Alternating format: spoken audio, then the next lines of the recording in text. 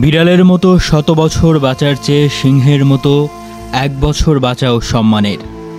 এই কথাটির জলজান্ত প্রমাণ ইরানের সর্বোচ্চ ধর্মীয় নেতা ইমাম আয়াতুল্লাহ খামেনি। তিনি এতদিন মানবিক কারণে ইসরায়েলের প্রতি দয়া দেখিয়েছেন, তবে ইরানে হামলার পর তিনি সাফ জানিয়ে দিয়েছেন আর কোনো দয়া দেখানো হবে না। ইসরায়েল যদি এই যুদ্ধে কারো সহযোগিতা না পায় তবে 10 দিনও টিকতে পারবে না ইরানের কাছে। কিন্তু ইসরায়েলকে সহযোগিতা করে যাচ্ছে ইসরায়েলের বিগ ব্রাদার বা বিগ ফাদার খ্যাত আমেরিকা। ডোনাল্ড ট্রাম্প ইমাম খামেনিকে হুমকি দিয়ে বলেছে আত্মসমর্পণ করুন। তবে মুসলিম যে কারো কাছে মাথা নত করে না তার প্রমাণ আয়াতুল্লাহ খামেনি।